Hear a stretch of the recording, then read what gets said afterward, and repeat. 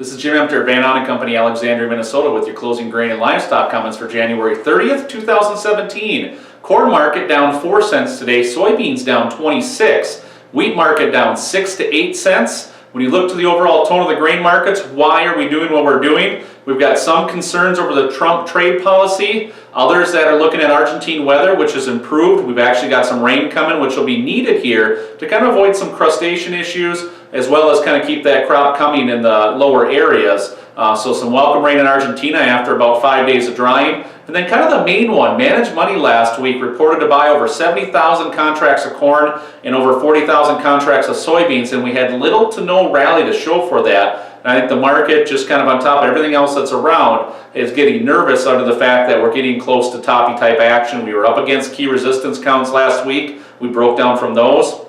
And now we've got major liquidation here to start Monday. So we'll see what it pans out into. Crop insurance price origination starts here, not tomorrow, but on Wednesday. And that'll be another major thing to watch during the month of February. Otherwise, our next major report is going to be really the March report with the grain plantings numbers and also the stocks. Otherwise, in February and March, all we're really going to get is a snapshot in demand. And we really haven't seen any changes too much that we expect any dramatic changes in both the February and early March report. That end of month March report, really the next major one. So watch that in grains, kind of a choppy tone here. We look for support to set up here around this 990 area in beans, which, you know, is going to be one to watch. Maybe we can take that out. But otherwise in corn, we're a little more confident in this 350 area for corn, setting up support, and 535 in spring wheat. So beans really setting the direction. We'll see what they do over the next couple days. Look for us to maybe get down another 15, 20, and then see some buying around the market. As you look to the cattle markets, feeder cattle down 3 to 350, live cattle down 215 to 250, and the hog market steady to down 7.5, basically more or less choppy there.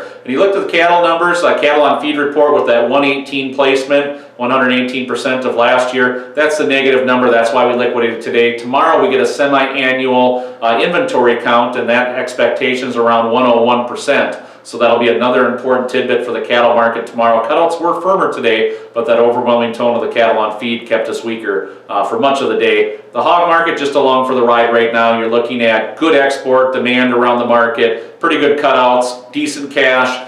So the reason for hogs to kind of hold up here is welcome here to some degree. We'll see if we can continue that if cattle continue to slide. But a lot of negative chart technical action here for the corn, beans, wheat, and cattle markets. Keep an eye on that. That could get very interesting and dynamic here over the next few weeks. This has been Jim Emter, Van Ahn & Company, Alexandria, Minnesota. Trading in futures and options involves risk of loss and is not suitable for all producers. Past performance is not indicative of future results.